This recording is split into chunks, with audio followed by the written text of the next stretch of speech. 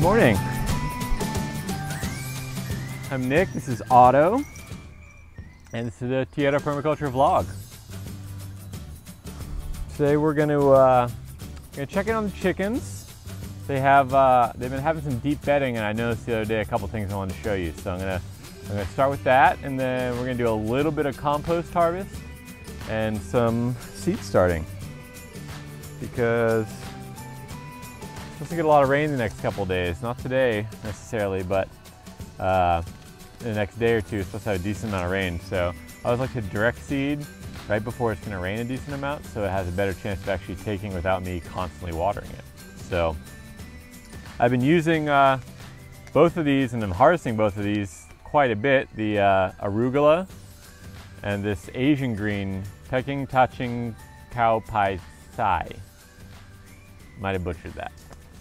But those two are the main two I'm going to be seeding, mainly because while we do have limited space back here, we have plenty of space to grow greens. And if we don't have to go buy greens that have been shipped to Puerto Rico, you know, overseas, and then getting here and then waiting for us to pick it up, it's just so much better to have fresh greens in your garden. So if you can grow only a couple things, fresh greens is definitely an option or a recommendation.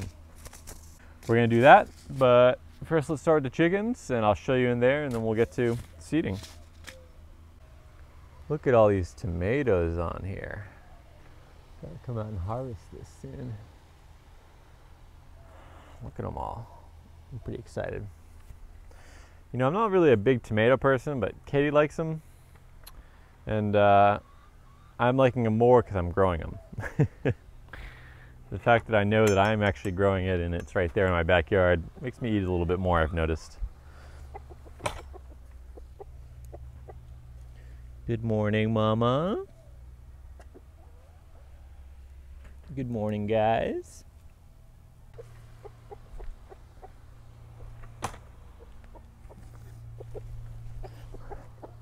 Hey, bud. There's your food. There's your food. How you doing? So I just want to show you guys what's happening with this deep bedding before I turn it into a compost pile. If you look right down in here, you can see this nice mix of organic material. These are some wood chips. These are some wood chips from my first, from a while ago. I put those in, maybe a month ago even. And so it all just starts to get processed, but you can see that they dig these little holes in this bedding to look for all the critters. And there's a little hole up here, and there's some. They always have a hole underneath their food, as you can see there, because they always scratch right around there when the food falls. So there's always a hole there. But let's see right up here. See what's going on down here. Hey, bud. So all that bedding, now we're finally getting to that bottom layer that I just added. All that bedding, there's lots of life down here. I don't know if you can see that. There's lots of those little crawlers, little small little insects down there. And it's still moist down here. It's still nice and moist. And these guys are doing a great job at basically, right now you can't really see, it's up here, it's not disturbed too much. No. Hi. Ow. Mama's wanting her morning cuddle. She keeps pecking me. She wants that cuddle. It's okay, Mama. It's okay. Anyway. So the deep bedding system's great because they essentially are just going to start scratching through it as they get hungry or they see something, and as they start doing that, they're already mixing in all that organic material. Ow! Stop pecking me. You want to hang out with me? Come up here. So they're scratching in all this deep bedding material, and they're starting to get they're starting to work it in. They're starting to break it down for me, and all this is going to turn into a nice compost pile. And anytime I start seeing them scratch through it, I know it's close to time for me to actually start, because I know that everything's starting to break down because they're getting more and more interested in it. And it's the same with the compost. As the compost continues to mature and continues to kind of get active, they become more and more interested in the actual compost pile. So I'm watching the chickens to know when I should actually harvest all this bedding material to use it for a compost pile, because they usually tell me when it's time and it's ready. All right, I gotta keep going. I got things to do. See, once I move that bedding a little bit, she gets pretty interested and she wants to start scratching and seeing what's down there. They do this a lot for me. If I move bedding around, they start scratching. All right, now we're gonna harvest some compost. And I'm actually just gonna scoop it up because I'm in the tropics, I don't mind there being a little extra bulk material in my compost or in what I'm applying to the soil, because I know that it's gonna break down really quickly. Because especially with all this rain coming and just how much growth happens here in the tropics, that I don't ever mind having a little extra organic material on the bed or in the soil. I encourage it, in fact. You see, now that I harvested, chickens are pretty interested in what's down there, because I just moved around a bunch of stuff that they haven't seen for a while. Kind of fun. You harvest compost and then you're essentially giving the chickens a little extra fun time, because they like to, once I leave and I'm not actually actively watching them, you can see down there, they're instantly going at it. They're scratching, they're looking for things. Keeps them entertained and keeps them healthy, because they're actively searching for food. They're scrounging for that food, and instead of me just feeding them and their only source of food is actually the feed that I give them, they're actually looking for food themselves and finding better food than you'd be getting in that little pelletized system. Guess we forgot to harvest eggs yesterday. There's 3 in here. So this is 2 from yesterday and 1 from my mama this morning. I know that just because my mama always lays really early. And then Katie's mama lays after I'm done shooting. She doesn't like to be on camera when she's laying the eggs. That's just her personality. So I'm going to put these eggs inside, and I just wanted to show you one thing. A few of y'all might be wondering why I'm always ducking when I come out of the door, and it's because we have a fan right in the doorway that blows cool air in right from the door, because we don't have an AC, and it gets hot here. And we have to have nice fresh air coming in our house at night to cool it off and to give us some nice fresh breathing air, you know? So that's all rigged up right there, because we only had a screen in that doorway, but I had just now replaced the screen in the window there, so I'll probably reconfigure that so we can walk in and out without having to duck through the fan. The fan can just hang in the window. All right, guys, rain's starting to come in, and so is Otto. Wants to come say hi. Hey, bud. How you doing? What you up to? And so I'm going to try to get all this compost on here. I've actually added compost to this bed somewhat recently. It wasn't like yesterday, it was a couple weeks ago. But anytime I see it, I like to add compost, and I have plenty of compost. So why not keep adding to the soil here? So I always start with a little weeding.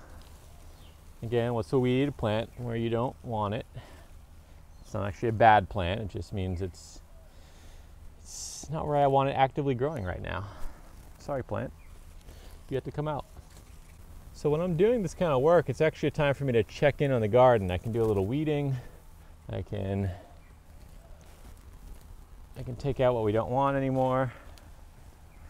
And see what's happening, see if I notice anything when I'm really close up. So I do try to do like one of these kind of garden cleanups for each bed. Try to hit each bed every week. So it might be a couple weeks before I get to one of them. All right, I've done a little bit of weeding. I've removed any mulch that I take the top layer of mulch off before I add compost, and then the mulch will go right back on top.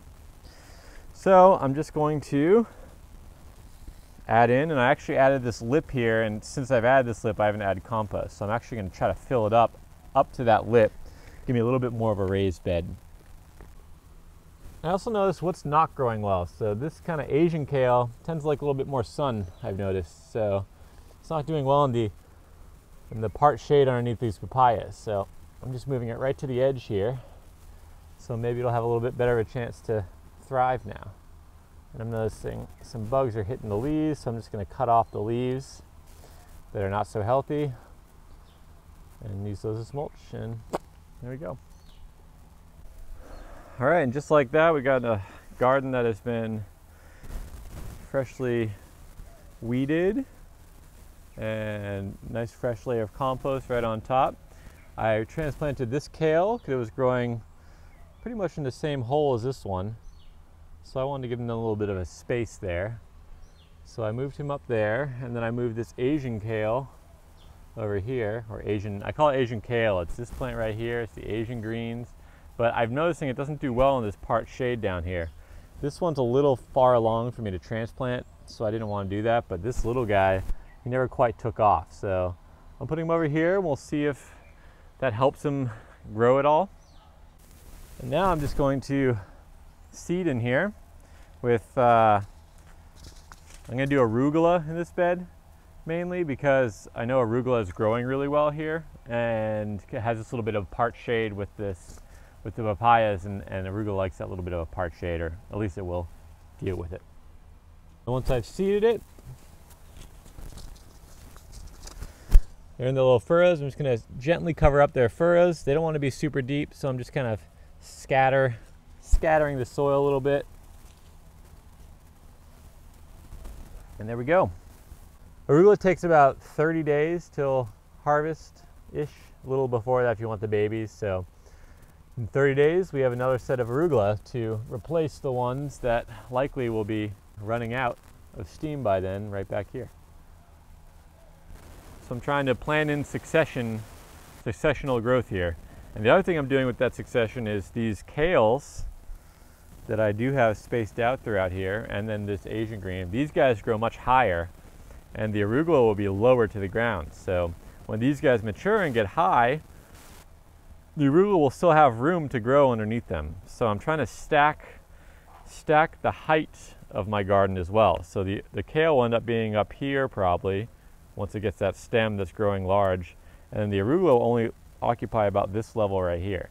So the kale's up here, the arugula's down here, and then this papaya's up here. So you can see, especially in the tropics, creating these different layers in your garden can be a huge benefit, because it allows you to get more production in one space.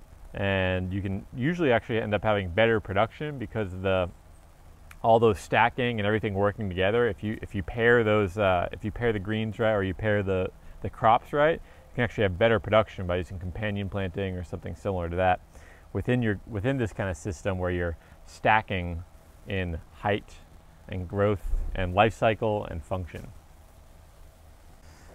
Last step is to replace all the mulch.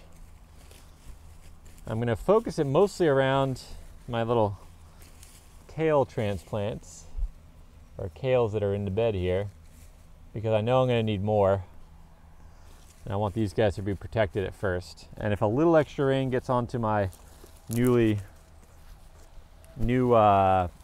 plantings, or the seeds, it's just going to get them wet and they'll start growing. So I do need to come back and mulch this stuff, and I will do that probably this afternoon.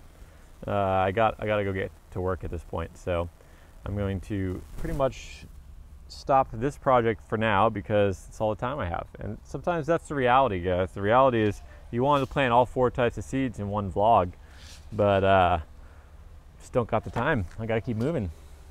I got other things to do with my day, not just be out in my garden where I want to be all day. I'm sure many of you can relate to that, where you just want to keep working in the garden, keep being out there, but life calls, you know? You gotta keep moving with the life. I do want to get some cilantro started. I have been harvesting cilantro seed from these plants here, and it looks like I actually have a whole bunch that are ready now. So I'm probably gonna harvest those maybe later today, maybe tomorrow for tomorrow's vlog. I'm not sure yet. And then I'm gonna take those and also seed those in. Maybe I'll try to do that this afternoon when I get back if I have the energy to harvest those and get some in the ground, because with this rain coming, it'd be great to have those getting started without me having to do much work. All right, folks, that's it for me today. This is just a little bit of a, showed you a little bit of the chickens, and I did a little bit of my regular garden maintenance where I weeded and removed the mulch, added some compost, and then I actually seeded this time and replaced the mulch. Still have more to do. I'm not done. And I want to just keep making that clear to you. It's okay to not finish a project as long as you actually get around to it again. You know what I mean? Get those projects started, because that kind of gives you the motivation to finish it. And guess what? If you got the seeds in the ground, if you had some compost and you got seeds in the ground, and you didn't get around the mulching, those seeds could still sprout and still give you something. So a lot of times not having the mulch there is actually a benefit, because if the seeds need light to germinate, then they'll actually germinate much easier without that mulch on top. So it can actually be a benefit to not mulch right after you seed. But if you know you have heavy rain coming like I do, I do want to mulch. So that's me personally in the tropics, especially here. In the temperate climate, in the spring, you know, when you're wanting that soil to warm up and to dry out a little bit, it might be better not to have that mulch layer down when you're seeding. So it really just depends on where you are. It depends on your climate, it depends on your specific goals and what you're seeding and all that. So everything's different. It's not all the same. And I keep stressing that with the permaculture. Every single site is different. There's permaculture principles and there's permaculture design techniques that you follow, but you always have to adapt them to your site. So it's not a one-size-fits-all thing. It's a very specific learning what you can do on your site and then applying the design to your site. And knowing that your design's probably not perfect, and all designs will change over time. So start with a design, start with an idea, go try it. If it doesn't work, then learn from it and try something new. That's how it works, guys. Hope you all have a great day. If you do like what I'm doing, please like and subscribe. Please share this channel with your relevant communities, because that really helps me get a little bit more reach. This phase right now where we're starting, it's the very beginning, so I'm really trying to see what you guys like, see if what I'm doing is actually useful for anyone. So I would love to hear that. If you guys are enjoying this, and if you have any updates, or if you have any questions, please reach out, and I'll try to get back to you. All right, guys, hope you all have a great day. Until next time, have a great one.